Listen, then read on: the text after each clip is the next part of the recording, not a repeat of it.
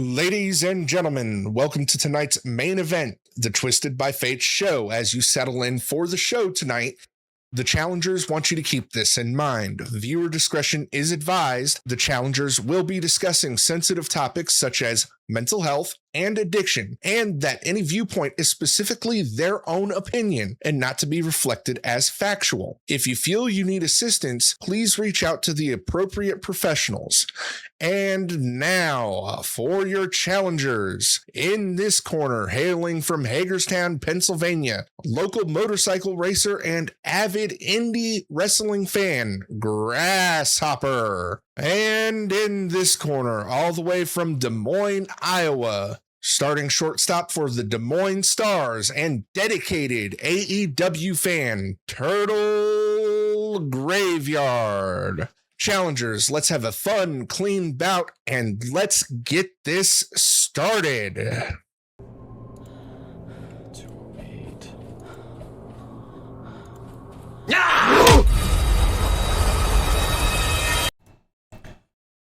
All right, welcome in, everybody. Twisted by Fate show. I'm your co-host Turtle. We got Grasshopper over here. Welcome to episode 3. This is our Royal Rumble preview show. How's everybody doing? I'm doing good. What's up with you, Turtle?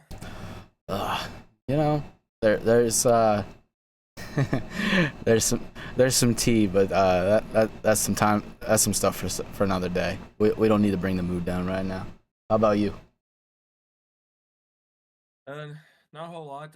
Just got some stuff willing to share at the end of the show when we normally do our, I guess you could say, life updates and name plugs we got. But I mean, like you said, this is episode 3, our Royal Rumble preview. So ready to get into that. Yeah, let's go. You say you need to lay down the law, though, my brother. What's up? Yeah, I'm gonna be nice this time about it. This is our 3rd episode now because we know some stuff during our holiday special, which was Turtle's idea. We know some stuff that we're not gonna tolerate, so I'm gonna be nice this time and say, look, we know some stuff, we're not gonna tolerate it. This is our show. We do what we want. Sure, we may sometimes go off on side tangents, but what do? We tie it back into what this show is about, which is pro wrestling. And we're going to keep it that way. And if we notice the same stuff we did last time again, I can't speak for Turtle, but I'm not going to be as nice about it. So this is a pro wrestling show. We're going to keep it about pro wrestling. And we try to maintain some kind of professionalism, despite how we talk, especially Turtle, because he's still a current podcaster, so yeah. Yeah. All right. Add anything to that, dude? Floor's yours. Listen, anybody that knows me knows that I'm a relaxed dude. I will let certain things go. I'll play into jokes. I'll play into shit. And yeah, I'll read the chats. But if I start to notice what we noticed last time, where it is actively not cool with my host here, I'm not going to continue to play into it. I will speak up. I will say something. But as a lot of people know, I'm cool with second chances. And I mean, if he's cool with it, we're all cool with it. But once Grasshopper over here says someone's got to go, that banhammer between me and my mods will be swung. That's all I got. All right, that's all I got too. So, ready to get into the show? Yeah, let's go. All right. Well, on the format, as usual, we're gonna start with our WWE review. I'm gonna pass the torch to you here because I ain't got a whole lot other than what do you think of CM Punk and Braun Breaker's world title match? I'm not sure if I said it on our holiday special. I believe I did. I might not have. I could be drunk. I'm not sure. But I have not been keeping up. The world title match was 2 weeks ago, dude. Here's the thing. I haven't watched WWE since Saturday night's main event. I've kind of been boycotting. It's ironic you say that because they have a Saturday night's main event next Saturday, and then Oh shit, they got another Saturday one. after that, yeah, and then Saturday after that, which is the 31st, is the Royal Rumble, which is what this episode's about. Yeah, I've been boycotted, but hey, you can throw some shit out there. I'll give you some up. I'll give you what I think's gonna happen. But if I heard correctly, Braun Breaker of course lost. Yeah, he did. Punk of course is enjoying his run. Hawk is his. Does his volume sound okay now? Better. Let's go. All right. Yeah.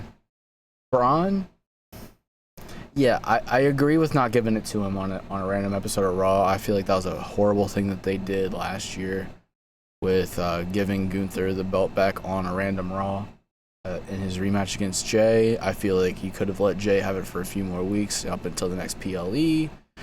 I agree with that, which is crazy because I literally am boycotting WWE because of a decision that they made. But I digress. What decision did they make that it's getting you to boycott them, other than their high ticket prices? It was what they did to Cena. For me, it's what they did to him. I'm cool with him losing. I went on that tangent with that episode that you were referring to earlier. I feel like they made a big, bad decision in having him tap. It goes against everything he stood for. And I think it was stupid. And I feel like it is a domino that is going to catch up to them. Because it hasn't already. Yeah, exactly. Because I am almost certain I'm not the only person that made that decision to boycott after that. I'm almost Dude, considering how fans are, especially pro wrestling fans, I guarantee you're not the only one. Here's the weird thing. Supposedly, that was Cena's idea. Supposedly. I say they're covering their ass with that. And of course, being him, he's going to play that. He's going to play into that, whether he's being paid to do that, whether there's some type of deal that they have going on as to why he can do that. Why he's playing into it and saying that. But there's no way. Make-A-Wish, Never Give Up Cena is going to be cool with, or even writing that he's going to tap in his final match. Hell. Yeah, considering him and his standing in the company, even though he was retiring, so he says, I'll believe that when I see it. I still stand by what I said about that. He still had enough stroke and power that he could have said, look, when we go out there, here's what we're going to do instead. We're not. Because what are they going to do? What are they going to do? Fire him? Exactly. Come on. What is WWE really going to fire John Cena? That's not going to happen. Exactly. Dude, it's no. Like, I'm sorry. For the person that is a beacon of hope, I might be referring to an anime by saying beacon of hope, but come on now. As the dude you guys have standing there doing countless wishes and being the staple that everybody can look to for never giving up, to have him tap out in his final match. You're saying that sleeper was worse than being handcuffed to a turnbuckle to where you couldn't block some kendo stick hits that he was taking from, was that Batista or Brock in that I Quit match? Are you telling me that? It was either Batista, Brock, or I was gonna say it was either Batista, Brock, or Randy. I forget who it was that did that to him. But you're telling me that was worse than that? It was Batista or Orton, because when have you ever really seen Brock use any weapons? Fair enough. But yeah, you're telling me that he couldn't take that? No. Yeah. No. And I just can't. So I mean that's why I'm personally doing that. But I still will talk WWE. I'll still make predictions and try to have some fun with talking about it. I have no problem with that. It's just I have a hard time wanting to turn on the media right now, wanting to turn on the product because I feel like something needs done because that is just terrible writing, in my opinion. But Well, then if you're ready to move on from WWE, the only other thing I would have is, what do you think of Matt Cardona returning full time? I love it. I personally love hearing that for him and Chelsea. Maybe they could do something together. Maybe they won't. I mean, we've seen couples end up going to the same company and either teaming up, like Zelina and Alistair. We've also seen two people just do their own thing. We've also seen it in AEW right now where fucking Marina Shafir and fucking Roderick Strong were in opposite corners for a match. And she fucking oh man, it was so fucking good at that fucking pay-per-view. Like we wanted that so bad and it happened and it was great. I personally love hearing the fact that Zack Ryder got to go do his thing as Matt Cardona in the Indies and now come back as Matt Cardona, not as Zack Ryder. I was going to say, he's not Zack Ryder. Yeah, I did see that he's back as Matt Cardona, and I love it. I personally love it. It's a bit ironic. Sorry to cut you off. I was going to say, it's a bit ironic, though, because when he did his Last Time Is Now tournament match, he came out as Zack Ryder. Then after that, he did a match on NXT as Matt Cardona. So he appeared as both within a couple months of each other in the same year last year, which was ironic, weird, however you want to put it. But either way, I mean, the dude busted his ass on the Indies for almost 6 years and basically pushed his way back into the company. So, I mean, I'm happy for him because I feel like he's finally starting to get the credit he should have. Because when you go back and watch his last few years when he was in WWE as Zack Ryder, the dude's good. Like he was like Dolph Ziggler. Like, you have something here. Why don't you take advantage of it? I mean, I agree. I agree, and I hope that they do well with him. I really do. If I'm being honest, I'm gonna try to stand by my boycott, but I feel like as soon as Seth comes back, I'm gonna have a hard time doing it because I'm gonna want to see what he's doing. Excuse me. I just have a feeling I'm gonna try my hardest to stand by what I'm trying to say, stand by what I'm trying to do. But as time continues, I don't feel like they are going to give us what we truly want, and that's for them to fix their shit. And I'm gonna want to check in on Seth, and I'm probably gonna give in as well and just check it out. But I'm gonna also try my best to just kind of only check in about certain things. I'm not gonna. I don't know. We'll see. We're gonna hope for great things. What did you think about said match with Braun and CM Punk? Did you enjoy it? Yeah, I thought it was pretty good. It was one of the first matches I was like really excited to see in a while. I mean, if I'm being honest, I actually watched Raw specifically for that match, and there was a couple of botches, mainly one big one with the Breakensteiner, as they now call it. Where it looked pretty bad. Some people are putting the blame on Punk. And there's even some people saying, oh, he's washed up, still can't go, yada, yada. I honestly think it was just a freak incident in the ring. And they covered it well. And, I mean, hell, a few minutes after the Breakensteiner incident, Punk landed literally on the floor flat face first. So, yeah, it was ugly. Eesh. But overall, they had a really good match. Did it live up to the hype? I'm also gonna say no, and that's just because the hype set the bar just so high. Like, how do you live up to that standard? Overall, though, I liked the match, and I actually kind of liked that they didn't have Braun win the belt on, like you said, an episode of Raw, because to be honest, that episode sucked. The whole Stranger Things thing that was about the whole time. Yeah, I was, dude, not even an hour into the episode, and I was done with it. Yeah. I'll put it this way: it's a good thing the women's tag team title match went first, because that put some life into the crowd, because they had a damn good match. But after that, until the main event, which was Punk and Breaker, I was beyond over the whole Stranger Things plugs. Like, it was so annoying. Yeah, and of course they're just trying to like kind of Netflix is just doing Netflix things, you know, in that type of situation where they're trying to, oh hey, we just put out our last episode of Stranger Things. Now let's try to milk it. No, yeah.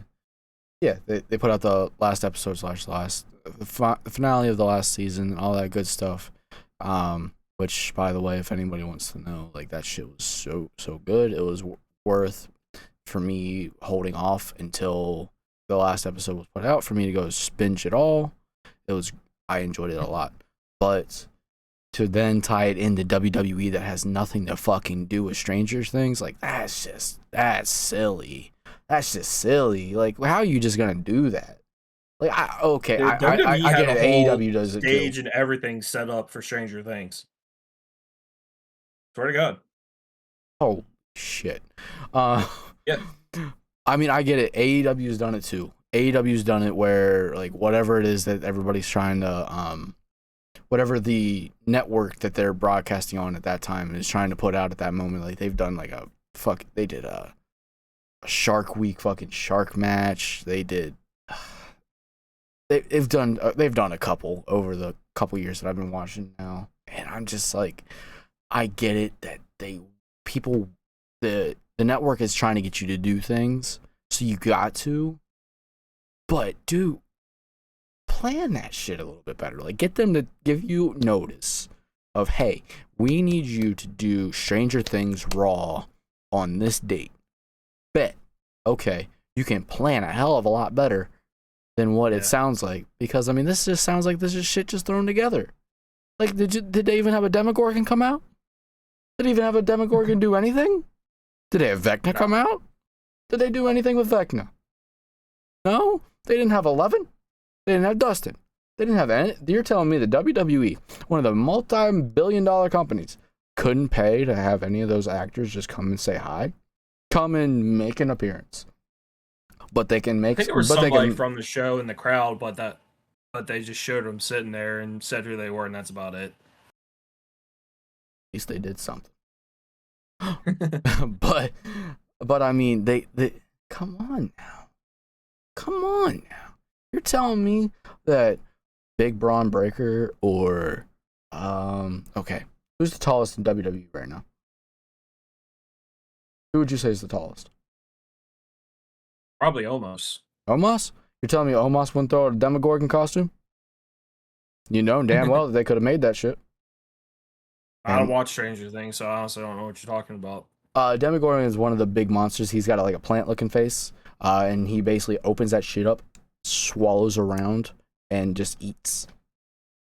But it's just the big bad. And they could have had Omos do that, because I mean, they're not doing anything with him right now, so could have done that. They could have had somebody. They could have had fucking Boogeyman dressed up as fucking Vecna, which is the other big bad, which is the actual big bad of the final 2 seasons. They could have done that shit. Yeah. I mean, that's just me though. If you're gonna do Stranger Things, you gotta implicate that shit. You gotta implicate some of the big bads. You gotta do some of that shit. You can't just slap the fucking label on everything and just call it a day. You gotta do something, bro. Especially when you got Netflix there as your releasing company, as your production people. You got them there. So you got those people in your pocket. You don't gotta go buy no copyright. You don't gotta go buy no fucking rights to anything. You already got it because of them. Just fucking say, hey, you want me to do this? I need you to throw something at me. I need you to get me a Demogorgon. I need you to get me a Vecna. I need you to get me maybe some of the actors to make a fucking appearance during a match. Do better. Do something. You know how many fucking Dude, look at their Stranger tables Things now. fans? They have Slim Jim logos on them, so it's a little too late for label slapping. Thank you. I can't be the only one that thinks it's weird when a wrestler pulls out a table and there's Slim Jim logos at each end. It's of the it. first Like, fucking thing I seriously. look at. I'm like, come on now. But seriously, like that's what that's what I'm talking about. Like come on. If you can do that, I'm sure y'all can do better than. I'm sure y'all can do a little bit better than just slapping Stranger Things. What did they have, like Stranger Things by Raw or some shit on the fucking apron on the bottom of the ring? Bullshit. Honestly, I'm not sure. I'd have to go back and look, but they don't even really have ring aprons anymore. They do on Oh yeah, the so many fucking sides, LED and then it's boards. LED it's an board LED shit, board. yeah. Because remember, they have LED boards on the front barricades now, which is kind of cool, but also at some point it's kind of annoying. Because like remember one year at WrestleMania when Rey Mysterio and Dom wrestled each other, and they had all this Cinnamon Toast Crunch ads, and there was LED boards on the berries of it. I'm like, this, it's like you've got one of the best luchadors of all time versus his son, who's also a damn good wrestler. Like, dude, He's enough. improved. He's improved a lot. Yeah. Like, dude, we don't need these freaking distracting ads, and we damn sure don't need the damn mascot that was out there too. Like, I get the match is sponsored by Cinnamon Toast Crunch, but come on. Yep. I mean, that's just the thing, man. This is why I'm telling you, man. Somebody's got to do something. Because, and unfortunately, it just seems like it's on both companies. Because like I said, WWE worse than AEW. AEW's starting to do some of that shit, man. And because I swear, the fucking Shark Week one, I swear, Shark fucking made an appearance, bro. And here's the thing, I like that. It wouldn't surprise me. I'm kind of cool with that, but then again, you know, I it's kind of both for me. It's kind of both because I mean, cool, you actually implicated what the fuck this is about. You actually implicated this shit. But did it have to interfere in a match? I mean, how else are you gonna kind of do the thing on the TV? Because I mean, have a shark come out and shoot some T-shirts or some shit into the fans. That does the Shark Week some justice. But what are you gonna do for the people at home? So you kind of do got to get him to come out. But you could do the thing that they did way back in the day. Remember the one Royal Rumble whenever they had the fucking gate things? I think it was Matt and Jeff. I think we talked about this before. It was Matt and Jeff that was opening the thing, and there was some gestures. Isn't that King of the Ring, actually? Maybe it was. Maybe I'm fucking drunk right now. Maybe it was.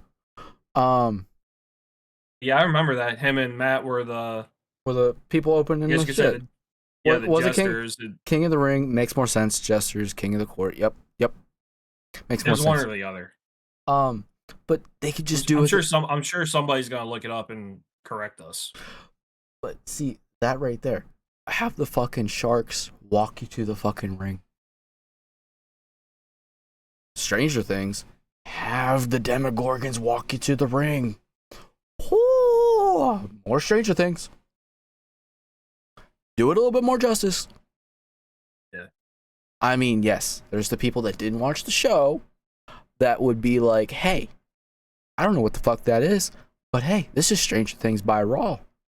It probably has something to do with Stranger Things. Maybe I'll go watch Stranger Things because that thing looks cool. I think probably the closest thing to the show that Raw did was they had the stage set up, inspired by the show, and then Corey Graves and Michael Cole came out of looked like an ambulance with microphones to start the show. Yeah. Okay. I'd have to go back and check, but yeah, they set up a Stranger Things inspired stage, and then Cole and Graves came out of a vehicle with microphones to open the show. That is cool. Okay. I mean, But then after that's that, somewhat. every like 2 minutes, you kept hearing Stranger Things, Stranger Things. Like, dude, we get it, but this is a wrestling show. Come on. Exactly. And I mean, that's why, like, when they do things like that, it's really a big gamble. Because you're going to have people like me that know the show that you're doing the little reference to. And I'm going to say, why the fuck couldn't they do shit? Why the fuck couldn't they do this? Why couldn't they do that? And slightly I think nitpick. I think the smoothest sponsor thing I've seen on television. I didn't get to see this, but I saw the replay of it because he's one of my favorite wrestlers. So I checked out the video on YouTube. I think the smoothest sponsor thing I've seen was when AEW had that Assassin's Creed ad that they did. And I think that was smooth because right after they ran that ad, here comes Will Ospreay, because his character is based off of Assassin's Creed. Yes. Because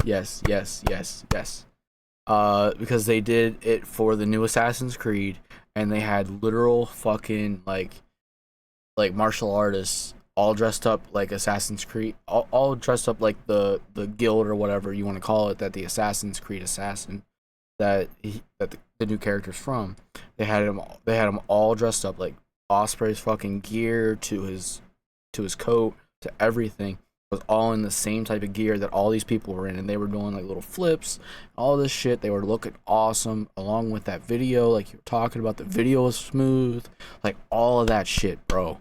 So fucking good. Like that was good. Yeah. I mean, that's Ubisoft. Ubisoft will fucking throw money at getting a good ad. Ubisoft might not fix their games every now and again. It's my own complaint, but they know how to do cosmetic-y, really good ads. I must say, they are really good at that shit.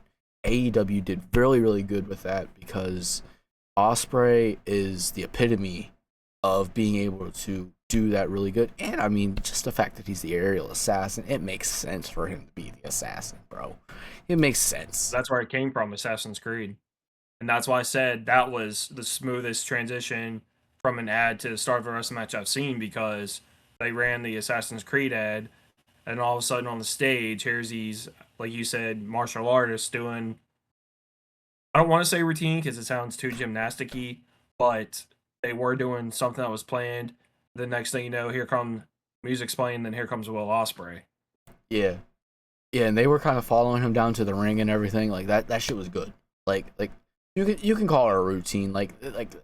It's the epitome of, yeah. They did a performance. Let's call it a performance. They did their performance, and it was very, very well done.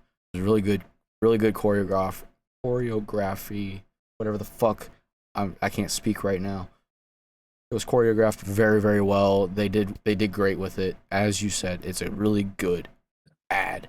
Well, that's why I said routine, because they planned it well, and it went off super smooth because it was a good ad transitioned into the start of a wrestling match. Yeah, and it was like 45 20 seconds. times. Oh, sorry. Yeah, well, it was longer than that, but I've said this 45 times.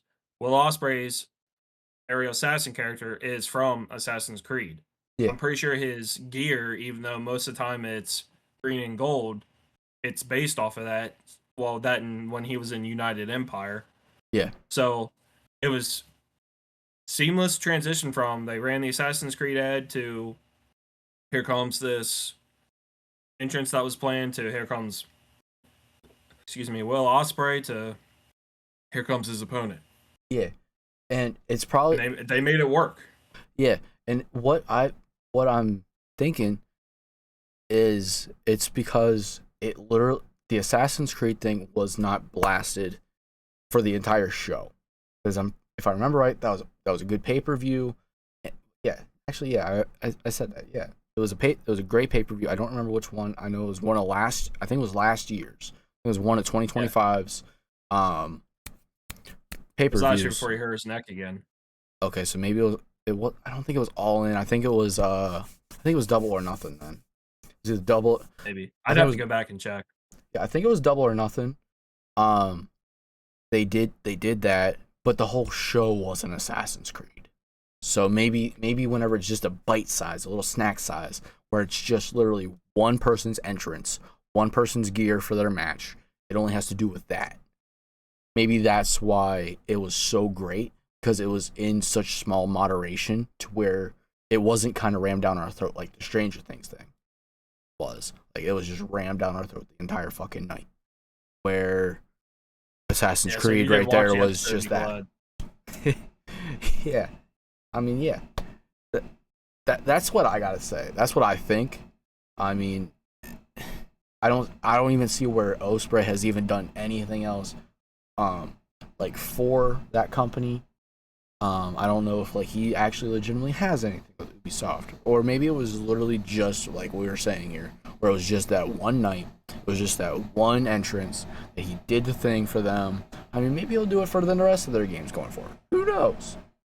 But either way, agree with you. It's probably the best that we've ever seen. Or even between that and LA Knight, whenever he drove the car, the Slim Jim car. That was kind of cool. I mean, yeah, Slim Jim is now plastered fucking everywhere. I forgot about that. I mean, we still see, like you said, Slim Jim on every fucking table and whatnot. Yeah. But I think that one was done very well. I mean, it was also kind of cool because, I mean, it was a giveaway for that car. Because if I remember right, he gave the keys to somebody sitting in that Slim Jim area. Like, that person won the car that he drove in. That's kind of cool. I mean, that was kind of flashy, but cool. And it fit LA Knight so well. Yeah, that was done pretty well. But other than that, some of the sponsorship ads, things, what you want to call it, WWE's done, it's been a little too much. Agreed, 1,000%. I'm still not used to the tables having Slim Jim logos on them. I'm not either. It's gonna take a minute. But for the WWE part of the show, that's all I got. So I'm ready to move forward if you are. I'm ready, my friend. Great. Well, this is the indie wrestling update part of our show, which falls to me because as everyone knows, I'm a big indie wrestling fan. I go to a lot of local indie shows. I'm friends with a wrestler on the indies who's also a promoter. I got a surprise for you, by the way. So before you leave indie wrestling, I would like to add one thing, but you go and do your indie thing. Well, knock the surprise out, because you having a surprise for me scares me. Even though we've been friends for almost 20 years. So let's get the surprise out of the way. No. You go first, bro. Do your thing. Well, really ain't got much updates other than there's indie show coming up. It was supposed to be last week in nearby Boonesboro, Maryland, but they had to reschedule. I forget when that is, but it's looks like it's gonna be Friday night. It's for Voltage Wrestling. I'm looking to go to that. Hoping the Neon Ninja Facade, who's one of my favorite indie wrestlers, as I said, looks like he's gonna be retiring at the end of 2026. So hopefully I can see him wrestle in person one more time before he's done. If I don't, hey, it is what it is. And then the other thing I want to touch on is in March, which is coming up fast, which is hard to believe. I mean, we're already, halfway through January, first part of the year.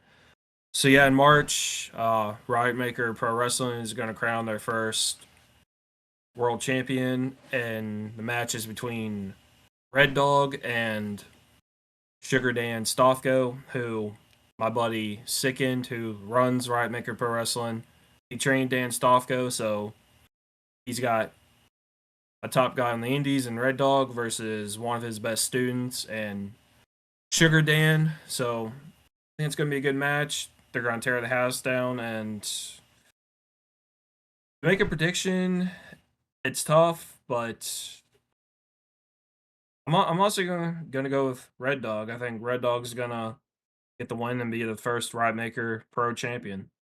Hell yeah, bro. And as far as indie wrestling, that's all I got for now. There ain't been too much of an update that I could provide. Been trying to do some other stuff, getting ready for 2026. So yeah. But as far as Riot Maker Pro Wrestling, I'm gonna go with Red Dog. I think he's gonna tear the house down in a good match with Sugar Dan Stofko, but I think Red Dog's gonna be the champion. Hell yeah. Oh yeah. Hey, what's the date on that, by the way? It's in. I know it's in early March. I'd have to double check. I can send you the date to that show once we're done recording here. I was gonna say because I was gonna ask you if you would want to go to a show with me on March 1st. What's that? Is that Friday or Saturday? It's a Sunday. Possible. We can talk about it once we're off the air. I got two things to share with you real quick though. So it's Sunday, March the 1st in Jopa, Maryland. You hear me talk about it every now and again, but you remember that thing I went to see MJF? Yeah. Yeah, it's another one of those, my friend. MCW. MCW's they have the fucking ACW thing on there too, but I don't think it has any. It's labeled as MCW's Fan Jam. So it starts at 12, and then they have they do the little meet and greet with some of the wrestlers, and then they do a full show. I think that starts at like 5, so it's like kind of like an all day. I think whenever I went to that one, it was started there at noon. You did the meet and greets, and then a couple hours went by. I think it was like 4 or 5 o'clock. Then bell time. You get to watch some matches. I gotta say they usually take time to tear down from the meet and greet so people can leave, and then they set up and get ready for the show before meet the heroes, and before the action explodes at 5:30 p.m. with the electric night of the MCW and ACW wrestling. That's pretty cool. It sounds like them and Adrenaline Championship Wrestling is going to do another combo show, which they did before. Would you like to hear the list of people that will be there to see how interested you are in going? Yeah, let's hear it. Kurt Angle, Sam Latourna, maybe Mickey James, Masha Slamovich, maybe James Ellsworth, of course. Harley Whitson or Hudson? Harley Hudson. I don't know who that is. Nick Cage, Gene Snitsky, Velvet Sky and Angelina Love, The Blue Meanie, Mila Moore, Nikita Koloff, Francine, and Hornswoggle. Hornswoggle wasn't announced whenever I looked at this before. Hornswoggle was going to be there. Hell yeah. So yeah. Just let me know, cause I plan on going down, and we could just carpool. You know, up here in Greencastle. Yeah, I'll let you know. I've been wanting to go to MCW show, so yeah, definitely let you know on that. Here, I got you. Give me 2 seconds here. I will actually just send you this real quick. If you want to jump into our next thing while I'm sending this to you. Well, the next thing's what the show's about, dude. The Royal Rumble preview. Okay, yep. If you want to go and jump into the Royal Rumble, I'm working on sending this to you right now. All right, so main topic and what this episode's about is Royal Rumble preview. Can't speak for Total, but me personally, the Royal Rumble is my favorite. I won't say pay-per-view, but I guess now it's a premium live event. This honestly is my favorite because the best part about the Royal Rumble is you never know who's gonna be entered into it. I mean, you'll have an idea because they advertise certain people, like the big name wrestlers, like say in this case, Cody Rhodes is going to be in it. I think Roman Reigns might be in the Royal Rumble. Not 100% sure. For the first time in years. Yeah. But yeah, you'll have Cody Rhodes in it. Roman Reigns probably. I think Rey Mysterio is going to be in it again. Yeah, but in between the certain names that are advertised for it, you never know who's going to come out. There's always some fucking legends, bro. There's always some fucking legends that end up showing up. And what was it last year? I Show Speed was in it and got fucking broken in half. Was that last year or the year before? Last year. So there was that. Like, I remember one of my favorites was actually no, I got two for this. I got the year that it was American Badass Undertaker. You remember that? Remember those days? When he fucking went nuts because Maven fucking drop kicked him and eliminated him, took him up into like the catering. It wasn't catering, no. It was up in like the stands where the concessions for the fans. He took him up there and fucking threw him through a popcorn machine. You saw his blood go into the popcorn, bro.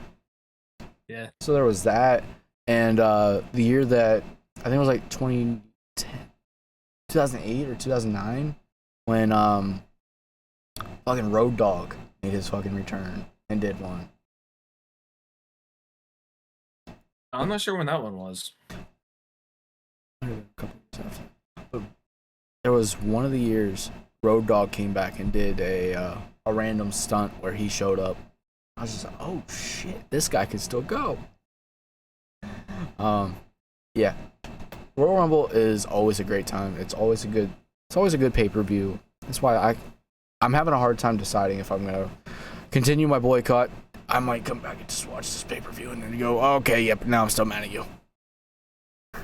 Yeah, I hate what the price is for ESPN a month, but I'll probably pay it to watch the Royal Rumble because, like you, I love not knowing and finding out live who's going to come out and enter the match. I mean, and like you, I've got two. This is also a good spot for returns. Oh my goodness. My favorite Royal Rumble return was 2020 when Edge came out because people thought maybe he was trying to wrestle again, which he admitted he wanted to because it was taken away from him. He couldn't wrap it up on his terms. But still, he made it clear, like, look, my neck is bad. I'm not cleared. And then all of a sudden you hear his music, and that reaction was crazy. And then my other favorite Rumble entrance was actually a debut. It was in 2016 at number 3 when AJ Styles came out. I thought I mathed that right. Dude, can you believe that this means that it's been a decade that AJ Styles has been with WWE? Dude, I can't believe it, but I was so glad during the Royal Rumble when he came out because the one dude I wanted in WWE for so long, who at that point I had watched for 10 years in TNA. Finally, you hear some random song, and it's like, who in the world is this? And then he walks out. I recognized him before a lot of people did as soon as I saw him because I had seen him in TNA and in Japan and Ring of Honor when he was with Bullet Club. And the crowd's reaction was like, all right, who in the world is this? Because they had Phenomenal show up on the screen. But on the camera, they didn't show the Titantron, so you couldn't tell who it was. And then they showed him, and I'm like, holy shit. Dude, steer away for 2 seconds. We brought out the Bullet Club. I just saw a thing, I think it was either last week or the week before. Because the last couple members got swallowed up by another group, the Bullet Club currently has no members. Like, it's complete, it's done, bro. Mm-hmm. Dude. It just shocked me. And of course, because it showed a couple of the pictures of like some of what the group was during different phases. Bro.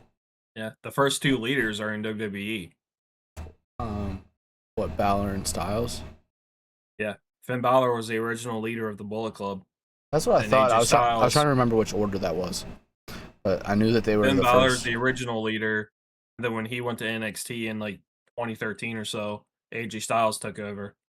But then when AJ left New Japan to go to WWE, that's when Kenny Omega became the leader. Kenny took over for AJ? Mm-hmm. Damn. Okay. Because then after Kenny Omega, I think the leader was Switchblade Jay White. Okay, and that's when it became Bullet Club Gold or whatever the fuck. Because I know that's right now, of course. That's an AEW thing.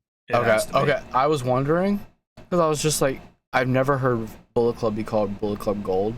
But then I just was wondering if it was like an NWO thing whenever, of course, there was like NWO. Oh, fuck. What the fuck did they call the fucking Wolfpack version? Or is it just called Wolfpack? Whatever. Well, it was Wolfpack and Hollywood when they did like the 2 separate groups. So that might be because if you go back and watch, Bullet Club is based off the NWO. So Okay. Yeah, because yeah, I'm that's pretty what sure they the always whole call. Bullet Club Gold thing. I'm pretty sure that's AEW. Yeah, because like Jay White, it's Jay White. Oh fuck, fucking Tony Storm's fucking husband. Oh my gosh, why can't I think of his fucking name right now? I mean, Juice Robinson. Thank you. Why couldn't I think of that right now? Don't worry about it. I've been drinking. Yeah, Switchblade, Juice, and the Guns right now being the Bang Bang Gang, Bullet Club Gold, whatever you want to call them. Yeah. I love that dude. I love that group, dude. They are comedic. They are great in the ring. I can't say enough good things. Other than every now and again, when I look at Switchblade, I say tofu because of MJF. But that's just what MJF does to you. MJF makes you look at somebody, and when I see Roderick Strong, I say bland bitch. When I see Switchblade, I say tofu. I can't help it. But while we're still on our main topic of the Royal Rumble, Sorry. can you imagine if MJF would come out in the Royal Rumble? With the AEW Triple B. He got his Triple B back, man. He got his Triple B back. I'm so happy for that motherfucker. I'm talking in general. Oh I'm my. talking if he's in the Royal Rumble in general. I would lose my shit. I legitimately would lose my shit and start fucking doing the little kangaroo arms and doing the kangaroo kicks around the house, man.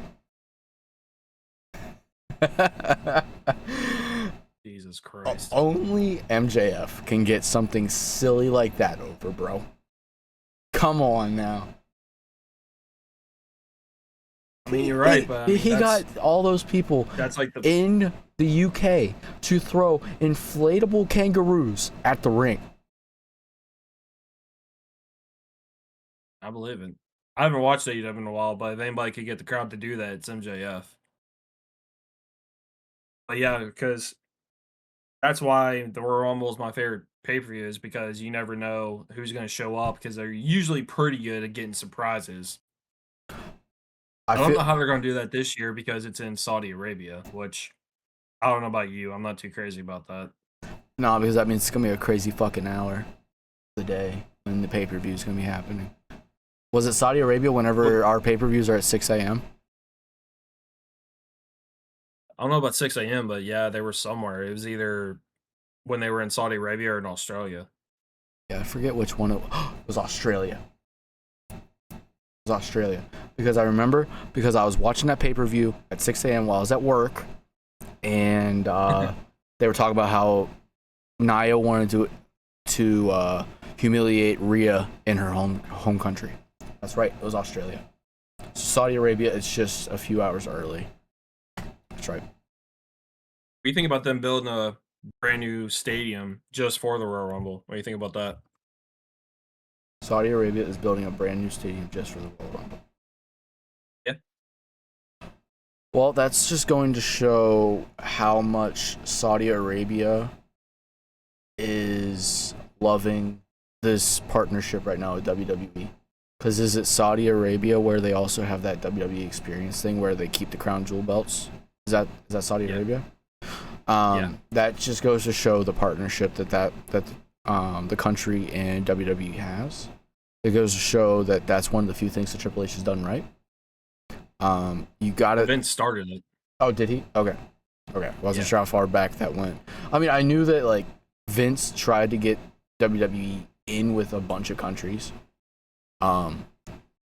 But I just, of course, we see that Triple H is, of course, I guess, fucking eating up all the shit that has happened and all the shit that has gone right the past so many years.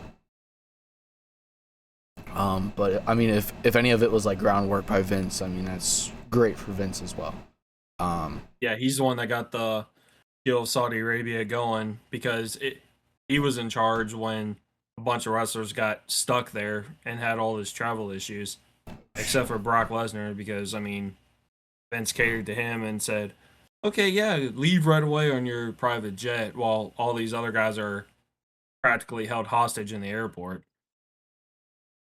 But yeah, I mean, not No, only but is Saudi Arabia paying millions of dollars for WWE to do so many shows, they're literally building a brand new stadium for them specifically for the Royal Rumble. that's fucking insane, bro. Like, to be Yeah. honest with you, like that, it's crazy to think that WWE has grown as much as it has.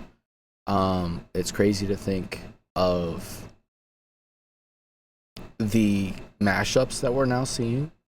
Like, do you remember the days of WWE and TNA not being like on good terms? And now literally TNA has WWE stars.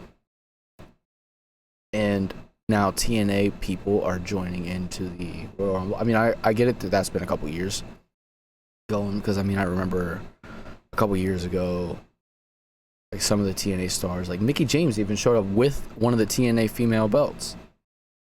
Like, Yeah, she was the Knockouts champion when she came out in the Women's Royal Rumble. and that was when it was Hardcore Country, And I she believe, as used her. well. Yeah, I was gonna say, and she used her TNA song, which she owns. Yeah, because isn't she the fucking singer of that shit? Mhm. And I mean that's just crazy. Like we got fucking Joe Hendry at WrestleMania. While he was TNA World Champion. Yes. I think he also showed up with that same belt at WrestleMania, right? Or did he Yeah, lose it when he before came that? out to wrestle. No, it was after WrestleMania when he wrestled Orton. He came out with the TNA World Title because he was the champion at the time. I was trying to It remember was a couple the months timeline. later. It was a couple months later when Trick Williams beat him for it, which I truthfully didn't like. But a couple months after Trick Williams had it at Bound for Glory in October 2025, it made for a hell of a moment when Mike Santana beat him for it. Of course, the show was already emotional because it was the retirement match for the Dudley Boys. And in true Dudley Boys fashion, they went out in the tables match with the Hardys. Which, I mean, they're thriving right now, dude. They're fucking doing great. By the way, did you see randomly there was something post, like a fucking like memorial thing, people saying that Jeff died? No, I didn't see that, but I'm not surprised. People were fucking like, I had somebody come up to me the other day at work saying, "Did you see Jeff died?" I was like, "Whoa, whoa." You know how I'm gonna react to that. You know how I'm gonna react to that. I had to go looking. I was like, whoa, whoa, whoa. And then I found literally that like he just had a match like the other day. I was like, nope, false. He's still alive. Jeff's still alive. It's fine. We're all fine. I'm not crashing out about it. I'm not crashing out at all. All is fine. I think the Hardys are going to show up in the Royal Rumble since they've got this TNA WWE partnership. I would love to see it. Because, I mean, how many more Royal Rumbles do we think Jeff Hardy has in him? I'm not crashing out because I think that his career is close to an end. I'm not crashing out. It's fine. He's going to go forever. Speaking of careers being close to the end, supposedly Jericho is finally going to return to WWE and be in the Royal Rumble. Supposedly. What do you think about that? I mean, we're going to get WWE Learning Tree?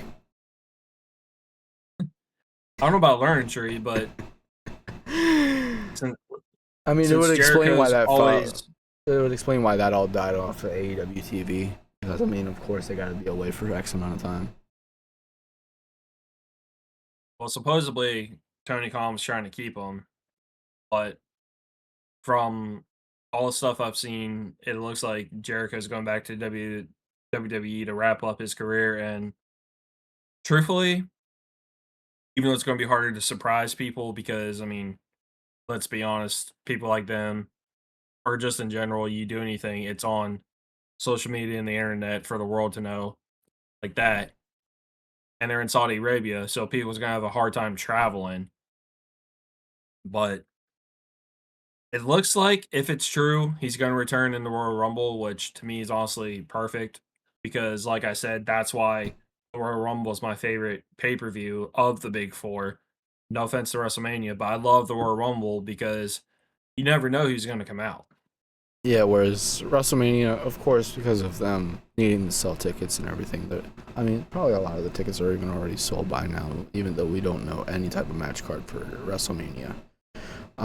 Yeah. Because, I mean, there's fucking people that fucking plan that shit like 9 fucking months in advance. As soon as That's the other good appeal to the Rumble, too. They use it to set up WrestleMania. Exactly.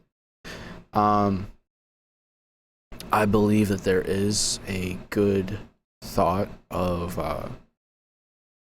Jericho definitely coming back to WWE in the next like month or so.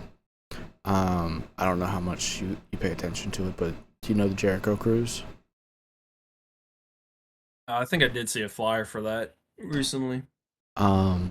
Jericho Cruise, of course, for those that don't know, is a literal vacation cruise that Jericho calls the Rockin' Rager. He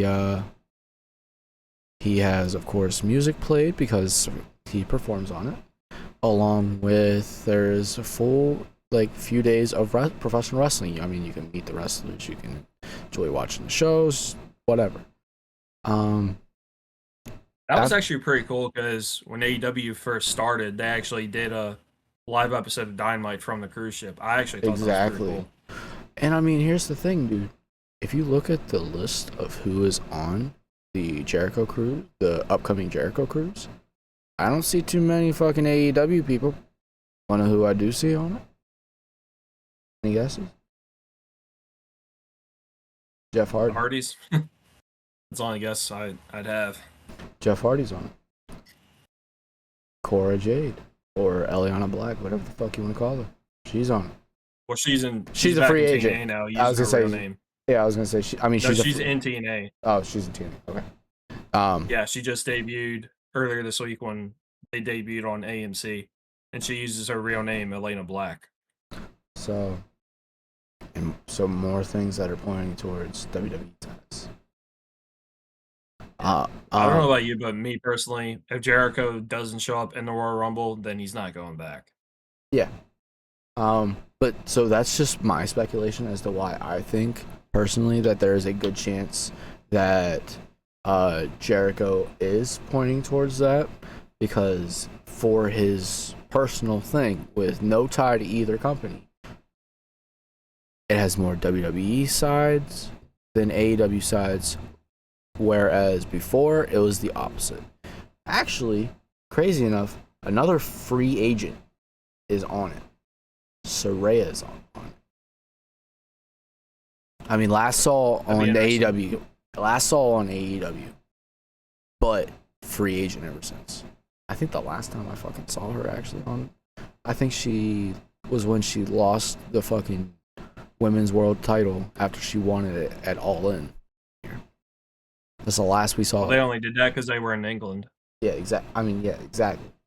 But that's the last time I saw her on any type of AEW TV. Like, she lost that shit like a week or two later. Yeah. But you keep talking about free agents. Supposedly, Powerhouse Hobbs is a free agent, and he's headed to WWE, even though AEW threw money at him to stay. And supposedly, he was going to show up on SmackDown last night. Turns out he didn't. There's rumors of he may be headed to NXT. Well, if he did sign with WWE, it'd be cool if he made his debut in the Royal Rumble.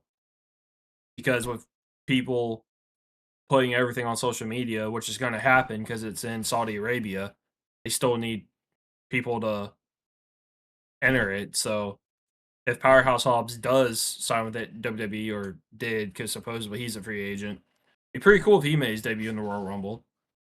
Because even NXT superstars enter the Royal Rumble.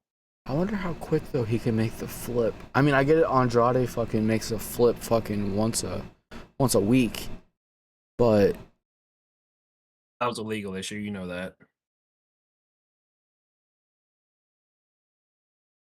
But if his contract expired with AEW, he can do whatever he wants. Okay.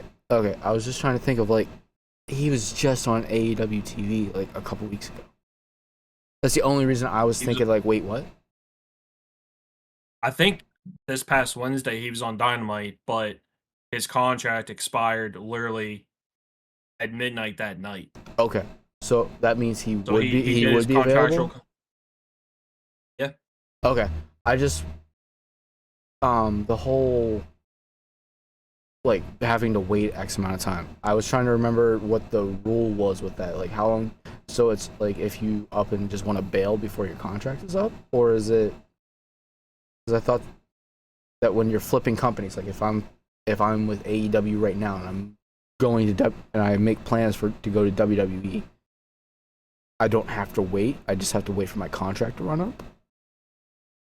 Yeah. Well, Technically? the whole non-compete thing, that's if you get fired. Oh, But okay. also Oh, okay. Okay. but it's also if Makes they more sense. add injury time to it, which I think WWE is more known to add injury time to someone's contract than AEW. So yeah. But yeah, if his contract expired and he did all of his commitments, then he can do whatever he wants. Okay. That's what I was just trying to math in my head because I was like, wait, I swear I just saw him on Dynamite. How the fuck is he gonna be ready for Royal Rumble? Okay.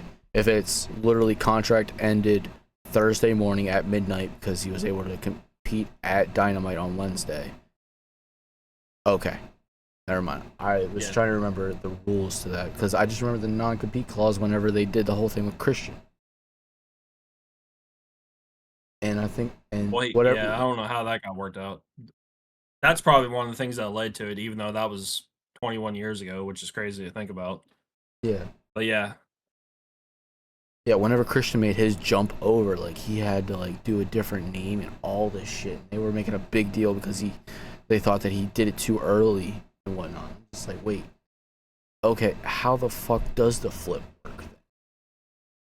Because I mean, Andrade does it. Andrade does that shit like weekly. Like I swear, I see him on AEW TV, then I see him on WWE TV, and then I see him on AEW TV. Like, I just don't understand how the fuck he does that. Like Andrade is one of those fucking special cases. Yeah. Anyways, back to the Royal Rumble. Who do you think's gonna? I'll let the women go first. Who do you think's gonna win the women's Royal Rumble? Okay, so you still got Stephanie as champ, right? You still got Stephanie as champ, right? Okay. Yeah. So this is part of the show where Turtle's actually got to think. Yeah, not just to go off of looks. All right, and your SmackDown Women's Champ is who? Is it still fucking Jade fucking Glamazon bitch? Yeah, it's Jade Cargill. Okay, thank you. Do we want somebody to go after? Okay, wait. Okay, last year's winner was Charlotte, who went after Tiff, right? Okay, so then this year we got to think that it's probably going to be someone that's going to win it and go after Raw. But can't really say that because Money in the Bank, they went after. No, wait, Money in the Bank was Naomi. She went after SmackDown too. That was way after the Royal Rumble, dude. This is a Royal Rumble episode. Yeah. No, I'm trying to think of like storyline. What would make sense? So last year was both opportunities were cashed in for SmackDown. This year we got to think that it's probably going to go after Raw then. Okay. So who would make sense storyline wise to go after Steph? Nikki, Raquel, they just had their moments. Don't think that's going to happen. As much as I would love it for Nikki to fucking win and go get her a win.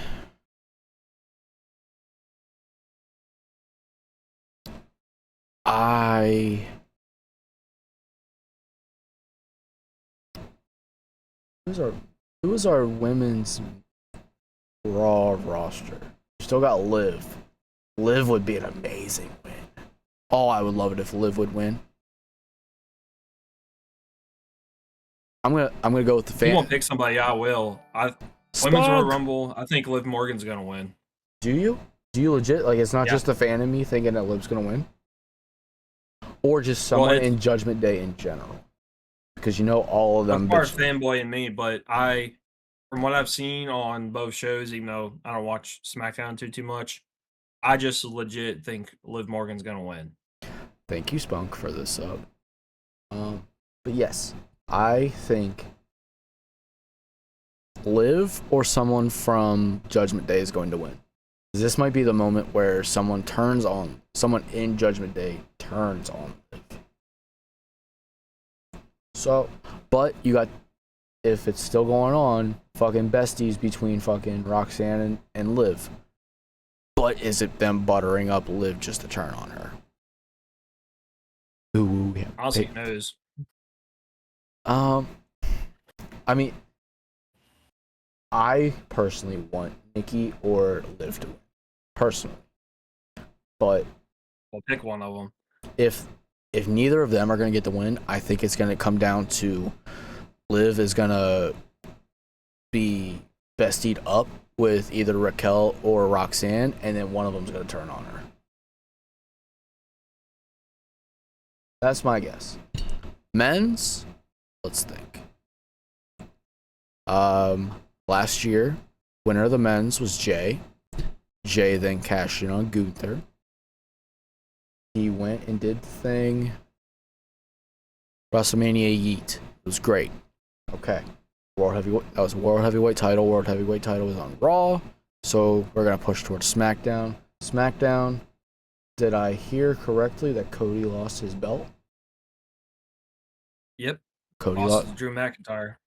So Drew is our champion on SmackDown. Okay. And before you continue on and make your prediction, in a promo last night, Cody did drop about tying Steve Austin at winning 3 Royal Rumbles.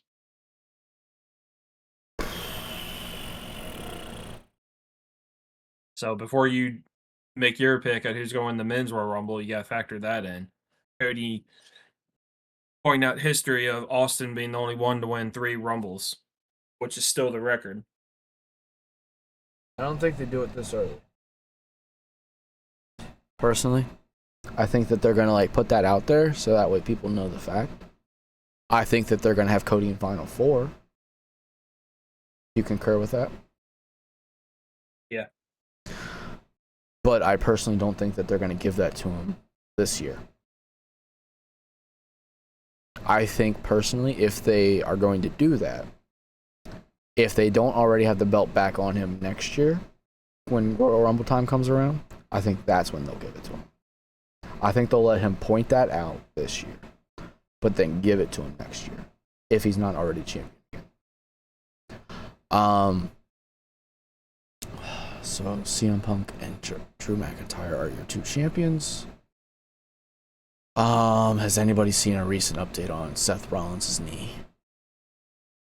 His shoulder. Shoulder, sorry. So used to his fucking knees giving out, sorry.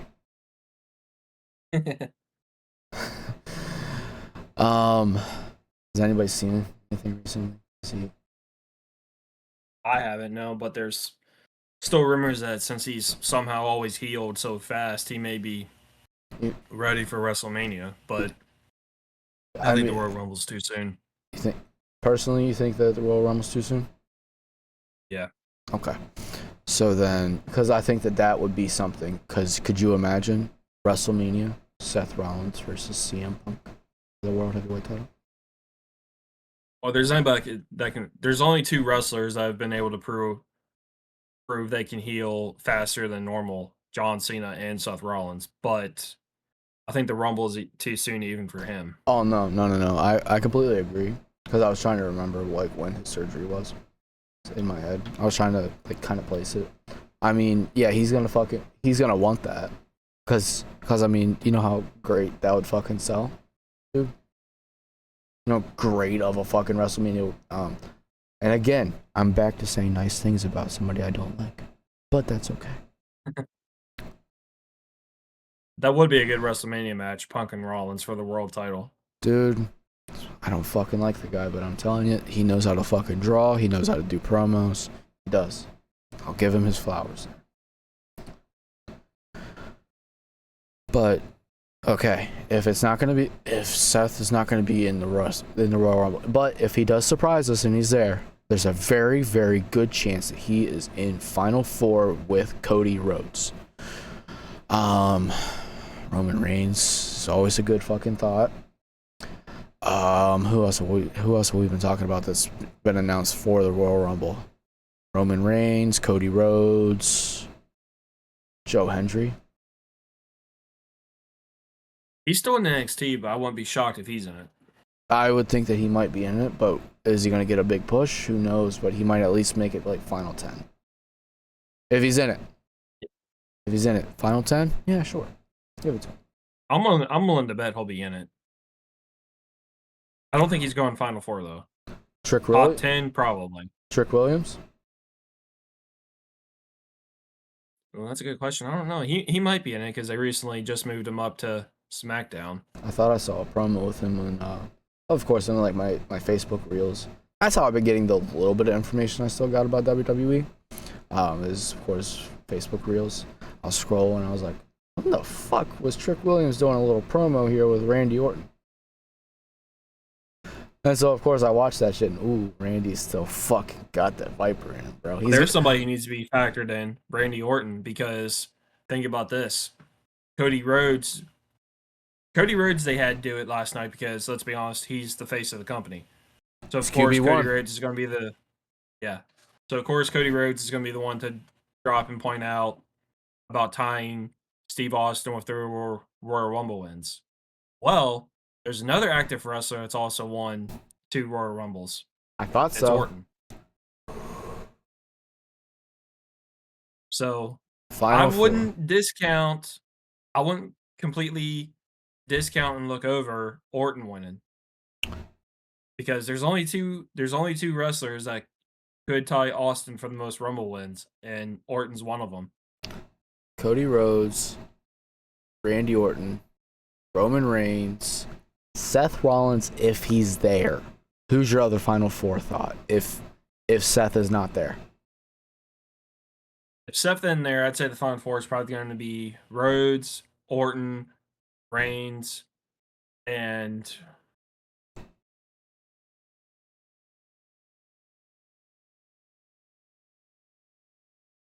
well, the only way I can throw this guy's name is because I think he's going to win. I think the Final Four is going to be, if they're all in the Royal Rumble and Rollins in there, I think the Final Four would be Orton, Rhodes, Reigns, and the guy who, truthfully, I think is probably going to win it, Braun Breaker. He just hit my, like, whenever you probably saw my brain blast that happened, I think he gets another fucking shot. Yep. Yeah. And out of those Final Four, did I kind of scroll brain off? Do you think Braun's going to win it? Yeah, I do. Realistically, I think Braun Breaker's going to win. So he's my pick to win. But who would I actually like to see win it? And honestly, who do I think should win it? There's 2 wrestlers I think should win it. Number 1 being Orton, because they've done absolutely nothing with him, which is a joke. It's been a waste. It's been a waste of his last couple of years, bro. Because he doesn't have too many left with that back, bro. But yeah, so it's kind of a waste. Sorry, go ahead.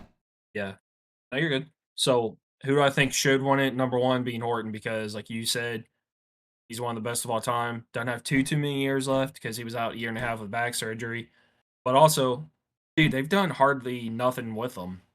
Right. So having him be the one to tie the most Rumble wins would be a good way to reignite his character and give him a push.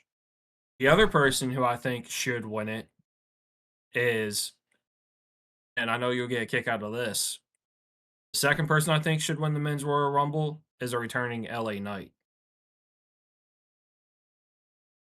Just imagine if he returns in the Royal Rumble and you hear LA Knight. I can't do the robot voice.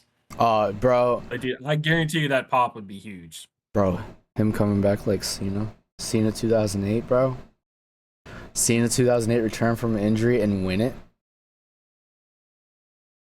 Oh my goodness. Yes. Yeah. I think Orton or Knight should win. That right there would make me come back and watch just to see his WrestleMania push. Yeah. I think Orton or Knight should win, but based off how things are going and what I've seen, I'm sticking with who I picked. I think Braun Breaker is going to win the Royal Rumble.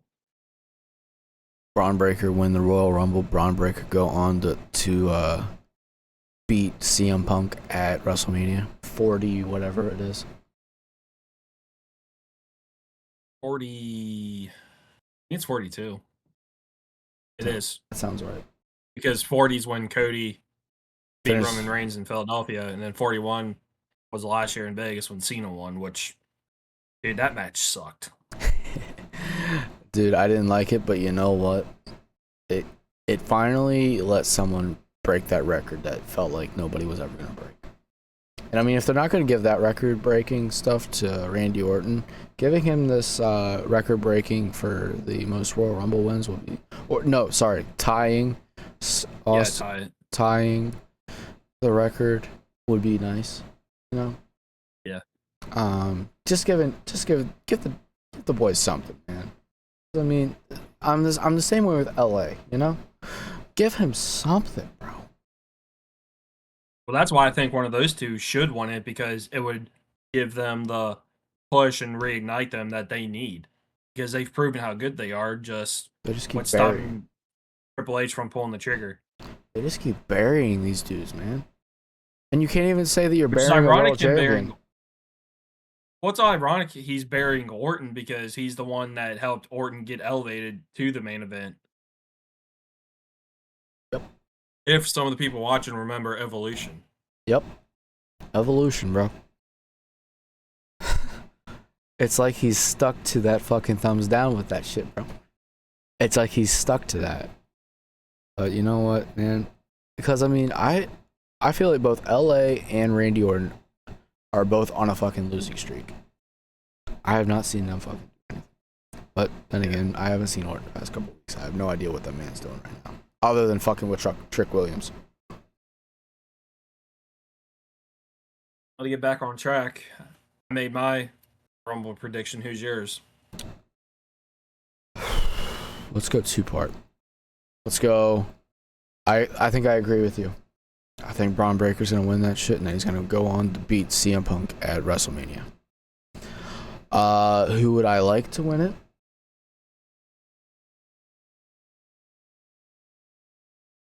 Seth Rollins. But Of course. I'm not going to sit here and think that my man's going to be back and ready. I think my man is going to come back, return. I think Seth Rollins is going to return at WrestleMania 42 and screw over CM Punk in his world title match. And then Backlash, that's going to be a great match between the two. But my fan favorite wish for the Royal Rumble is going to be LA. Yeah. If he returns in the Royal Rumble, which I hope he does, like, just imagine the pop he's going to get when his music hits. Yes, sir. Yep. Which man. I'm gonna add to what we were talking about. If LA Knight returns, I think it's gonna be Final Five: Orton, Rhodes, Reigns, Breaker, and LA Knight. If LA Knight returns, Yes. Oh, for sure. but unfortunately, I still think Braun Breaker is gonna win. Which I'm not complaining about it. Braun Breaker is a damn good wrestler. Which honestly, you could say he should be because he's a Steiner. But still, he's got to want to do it and want to get better. And you can tell he does love wrestling. Yes. He definitely has that fucking Steiner blood in him. He is a damn good He performer. looks like his dad. Yes. I would say he's a great blend of Scott and Rick. Because I mean, there's certain there's certain mannerisms and everything, and I mean that's just because they're family. That I just feel like I'm watching Scott do certain things, and then I'm watching Rick do certain things. And I mean it's 100% just because they're family. That's quite the wrestling family. Well, the whole dog thing done with Braun Breaker, that's from his dad, Rick, because they used to call his dad the dog-faced gremlin. Pretty bad. I kind of forgot about that. But I mean, That's where It's- Braun Breaker got it from. I it's hard to hate the guy, you know what I mean? It's hard to hate the guy. It's very, very hard because I mean, when you look at him, there's certain things that just remind me so much of Scott. He's just like, when I look at him, I just think genetic freak. I can't help it. That's just what I see when I see him. But also, there's just certain mannerisms that it just fucking reminds me of Rick, too. So, I mean, I think that he's going to go well. I think he's going to do well in the company. I think he still needs some He already development. is. I think he needs just a little bit more development and the right push, and he's gonna be world champion. He 100% is gonna be a world champion in 2026, in my opinion. Yeah, that's but the way he's being presented and the fact that now he's got Paul Heyman working with him, which people can say what they want. Not all of them have worked out, but let's be honest, Paul Heyman's well, this is our show. We do what we want, so I'll say it. Paul Heyman's a fucking genius. He is 100%. So between him being in the Vision and then now having Paul Heyman, yeah, I think Braun Breaker is going to win the Royal Rumble. That's who I think's going to win it. Unless if there's some form of like interference by somebody, I think that there's a very good chance. Like, I keep adding, so it's like final 6 at this point. Fuck. I definitely think that Braun's gonna be there. I definitely think that Roman's gonna be there. I think Randy's gonna be there. We can hope for LA. We can hope for Seth. We can hope for these guys, but it's there's certain ones that are like set that are gonna be there. I feel like if Braun's there, there's definitely a chance that it's Braun and Braun. They're going to have both members of the Vision in. I say both because I don't know if Logan Paul's going to do it. You know, they claim he signed another contract and he's now a full-time wrestler, which I find kind of hard to believe because they said that the last time, but I mean, we'll see. Yeah. I mean, we'll see. Is that this weekend or next week? The Royal Rumble is on the 31st. Next weekend is Saturday night's main event. Okay. So 2 weeks. 2 weeks. This whole shindig fucking happens. It's gonna be a great fucking show. I mean, I'm gonna sit here and fucking tell you that, and then I'm gonna tell you I'm gonna maybe watch it. I don't know yet. It's gonna be hard for me to keep with these certain couple pay-per-views coming up this year. Well, PLEs. It's gonna be hard for me to keep to my boycott, but I'm probably just gonna continue to skip out on Raw, continue to skip out on SmackDown and NXT. I'm just gonna kind of keep up with Facebook Reels, and then I'll just watch the pay-per-views. I'll watch the PLEs because I mean they're probably the best part of the whole shows, and I'll just keep up. I'll just keep up that way. Check it out. Say whatever. But you gotta check out the Royal Rumble, dude, because like I said, the best part about it is you never know who's gonna enter the match. Never. Kenny Omega will be there. Nah. Now we're definitely getting into fantasy booking. That's some fantasy booking that somebody needs to fucking make happen. I mean, AEW has a pay-per-view called Forbidden Door. Damn it, give us Kenny Omega versus Roman Reigns. We want it. I'll do you one better. Give us Will Ospreay versus Randy Orton. Because Randy Orton on Twitter openly admitted to wanting a match with him.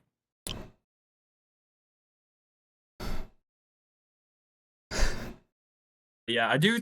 It would be nice. If MJF versus The Miz. MJF versus The Miz, bro. That'd be funny. It would be nice though if for the Royal Rumble they would finally be like, "Hey, let's truly make this as unpredictable as we can and have wrestlers not just from all three brands being Raw, SmackDown, and NXT, but they've got the TNA partnership. Have some of the TNA wrestlers enter, both men and women, and then for that one night, have some men and women from AEW enter. Yeah. Because that would truly get people excited, and then you won't be able to tell who's going to win. What's going on, Diz? Hey, man, thank you so much for the raid, bro. I hope y'all are doing well. Diz, hope your stream was well. Thank you, Raiders, for coming on over. Thank you, guys. Diz, do all your mental health stuff. Hope you had a great stream. But, yes, I agree. We should have AEW. We should have the big mashup. Like, somehow, some way, we should be able to make that happen. I feel like there's a way to make it work, but we're talking about billion-dollar egos, so... Yeah, fucking measuring Johnsons at this point, bro. Pretty much. Because, I mean, AEW now has their own version of the fucking Royal Rumble where it's not guaranteed 30 people. It's, we don't know how many people this is, but it's first pinfall wins. Huh? You essentially get the same exact thing. Really confusing. It's this Casino Gauntlet match. It's never know I when the Casino Battle Royal. I saw maybe one of those, but now they've had like so many of these fucking Casino Gauntlet matches, but it's basically the same exact shit where you come out at random numbers. You never know. The interval's even random.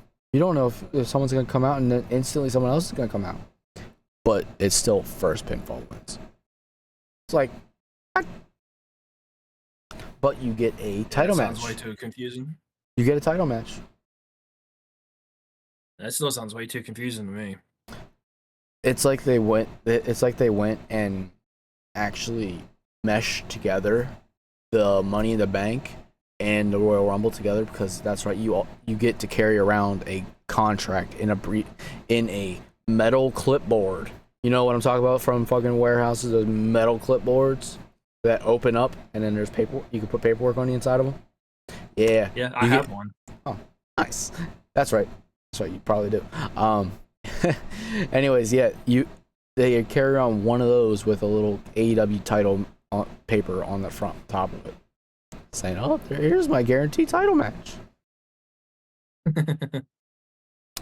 can't put it in a fucking briefcase like a Money in the Bank thing. Yeah, that's true, because then they can probably be sued. Probably. But yeah, so that's their version. But I don't see why we can't just all play together, make the sport of professional wrestling great. I mean, you guys, these two powerhouses just want to work with other companies, but they don't want to work together to make the sport better. Why can't? Not only that, if they work together for just one show, imagine how much money they'll both make. Because then viewership's going to go up, merchandise sales are going to go up. Sounds like a win-win for both companies to me, but we're just fans. You get eyes on so much fucking talent. You want to know the only reason I know half the names from New Japan? Because I've been watching AEW. But then they go over to New Japan, and then I want to check out some New Japan. And then we see some of the WWE faces on TNA. Oh, I want to go watch TNA now. Oh my goodness. Just think about that shit. Dude, it just doesn't make fucking sense, bro. Yeah. You wanna know the only reason I even watched AEW? Because I saw Sting was over there. I didn't give a shit about anybody else, and then I started loving everybody over there. Come on, man. I watched AEW from the get-go just to check out a different company, and the person I took to right away was Darby Allin, but I did also like Jon Moxley. I mean, Sting's the reason why I checked out Darby, and then fucking Darby's awesome. Darby is gonna be... He's got to scale back on the stupid shit, though. Some of the crazy stuff he's doing, like... Honestly, dude, he's not too much younger than you and me, and he's headed to the point where he's going to be in a wheelchair before he's 40. So... I agree with you, unfortunately. One of those few times I gotta tell you that I agree with you and unfortunately all in the same sentence. I hate saying it, but when I see some of the stuff he's done, it's headed that way. It hurts my back. Dude, he did that fucking coffin drop on the swerve in the fucking casket where he landed directly on the casket, just trying to shut Swerve's fucking leg or shoulder or something into the lid. Yeah, but that thing was done to where the impact wouldn't hurt him as bad. That's fucking spunk. Tell me about it. Yeah. Yeah, I mean, we can only hope that shit is made fucking a certain way so that it doesn't hurt his back, man. Like, but that shit sucks still. Yeah. Maybe that would fix my. All right, spunk. But yeah, man, I gotta say, the Royal Rumble's coming in a good place. It's probably gonna be the first thing I've watched since Saturday night's main event, back in December. Let's hope that it actually sells well enough that I can forgive and forget. Well, forgive but not forget the stupid shit that they fucking did to me. Which, before we wrap up the show, with it being in Saudi Arabia and all the money they're throwing at WWE, plus building them a brand new stadium, do you think that if not this year, maybe next year, especially because next year WrestleMania is in Saudi Arabia, but regardless, with all the money WWE's having thrown at them from Saudi Arabia and they're being built a brand new stadium, if they do another Royal Rumble at Saudi Arabia or more than one WrestleMania at Saudi Arabia, do you think John Cena shows up and wrestles? I think he will.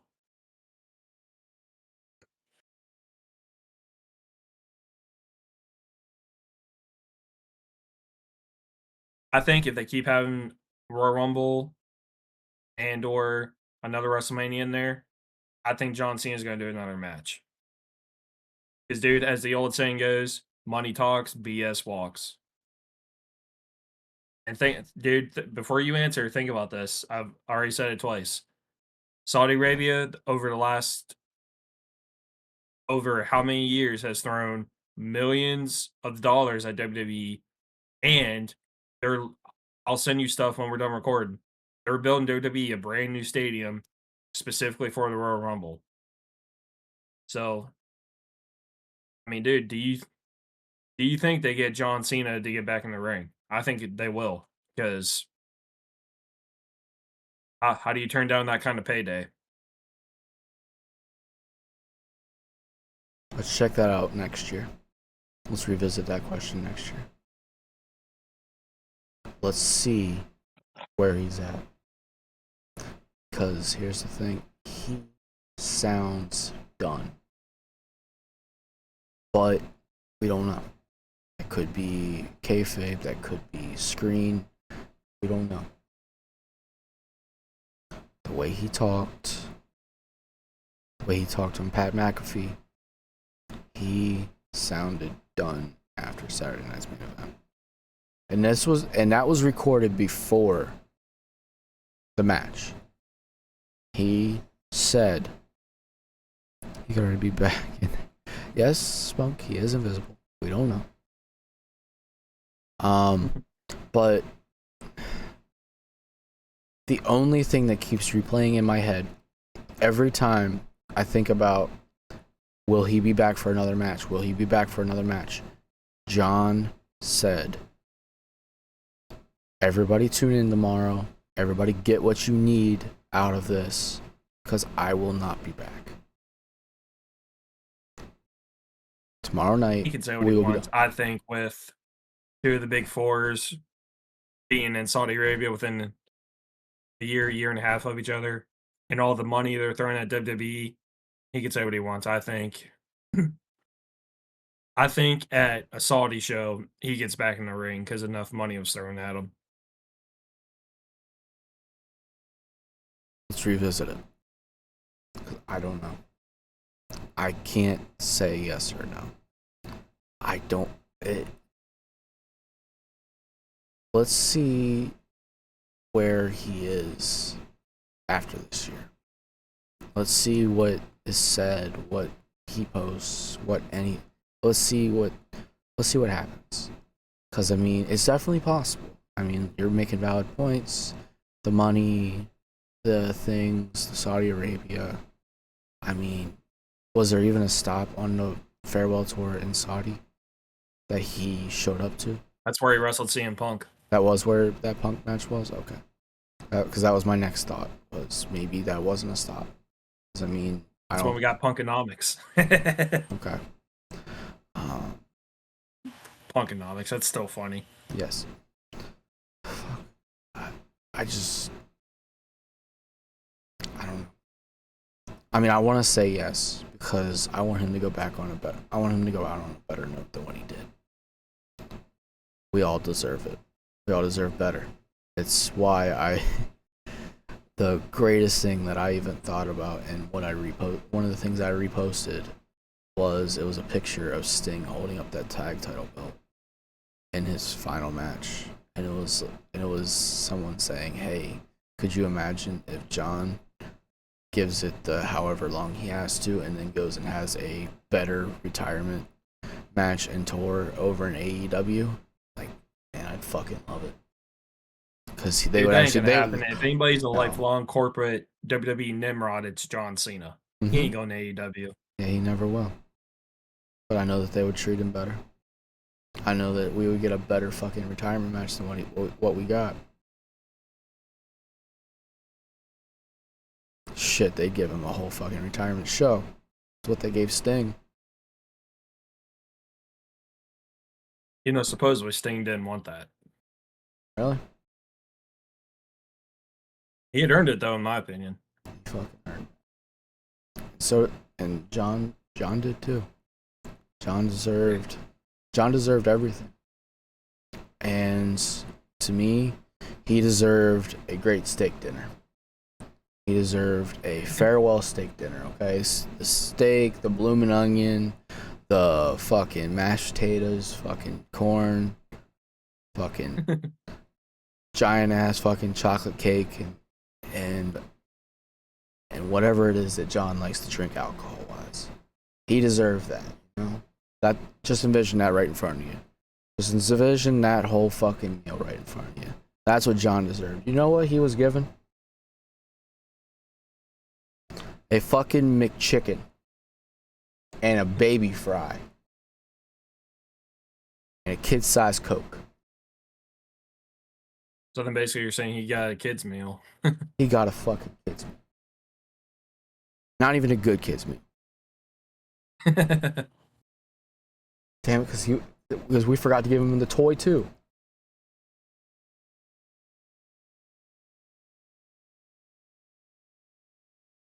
Well, dude, that's really all I got. So, ready to wrap up episode 3? Yeah, before I get a little bit brain, let's do that.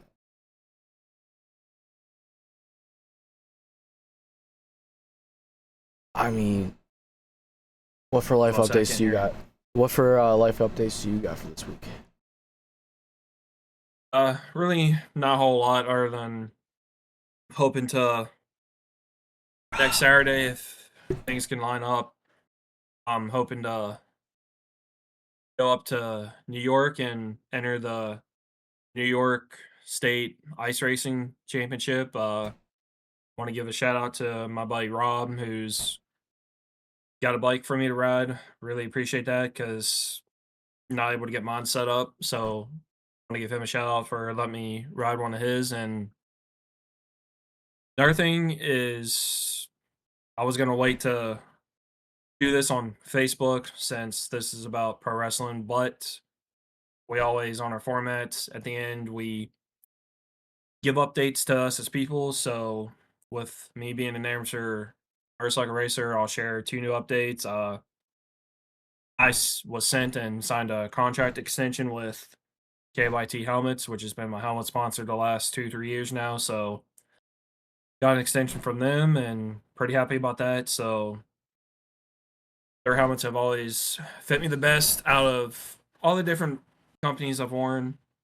So grateful about that, because most important thing you can wear, whether riding on the street or, especially in my case, racing a motorcycle, is a good helmet. So it'll be keeping me safe for another year. And another thing I want to drop is, if you remember this, because you were a motocross fan like me at one point. Well, I still am. I don't know about you.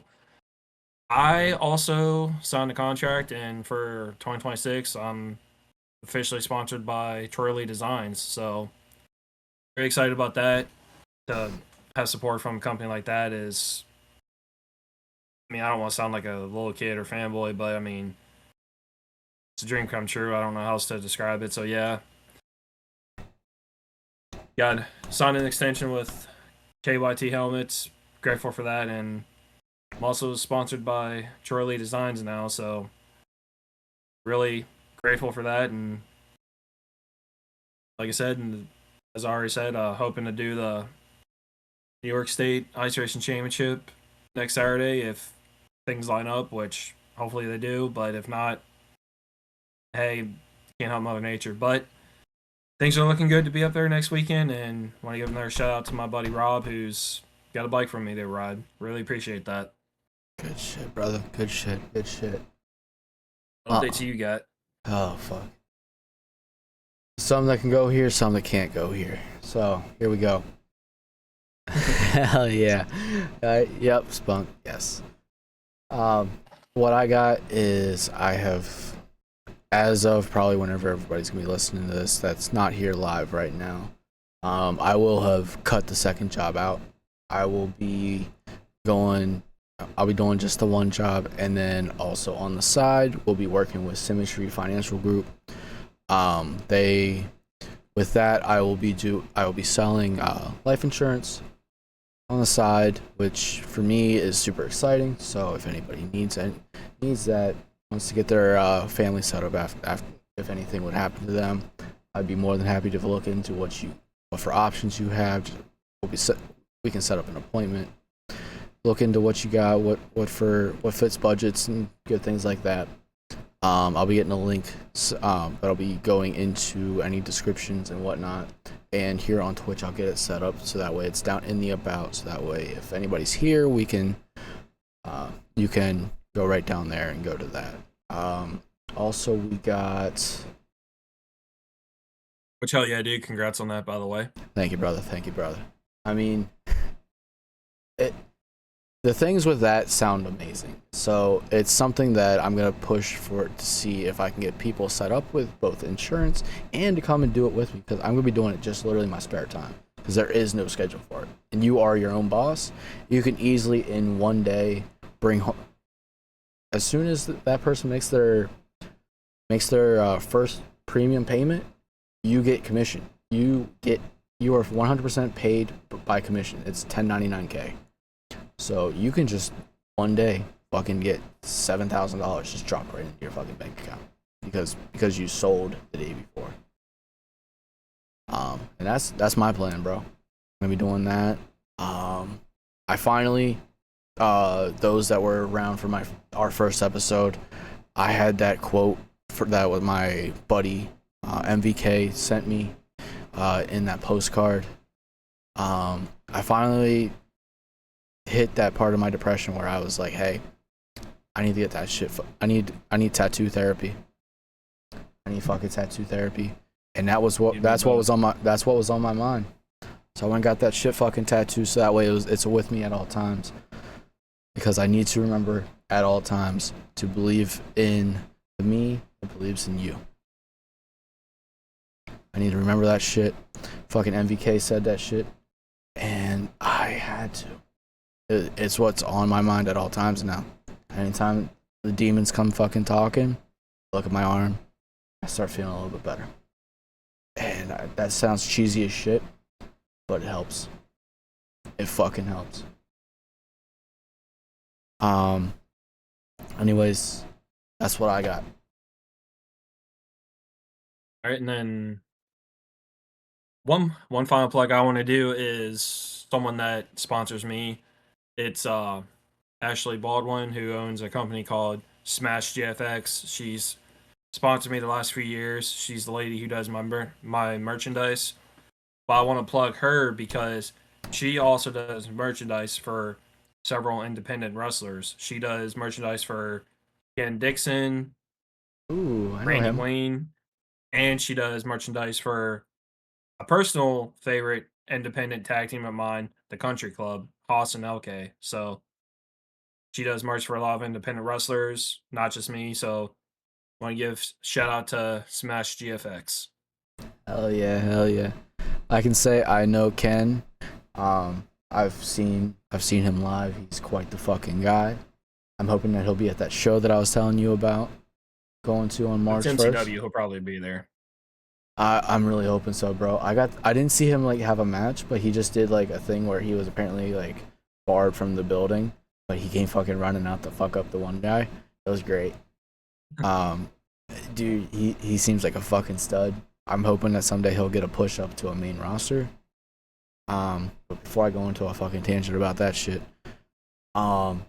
Grasshopper, if you got nothing else, I'll go ahead and go with our outro. I'm good, man. Take it away. All right, hey everybody, we'll be back here in the next couple of weeks, hopefully with some talks about how the recap of the Royal Rumble. Until then, this is where Grasshopper and myself, we will bid you adieu. Goodbye, everybody. Good night, and wow, bang. Y'all keep it twisted. Ladies and gentlemen. No.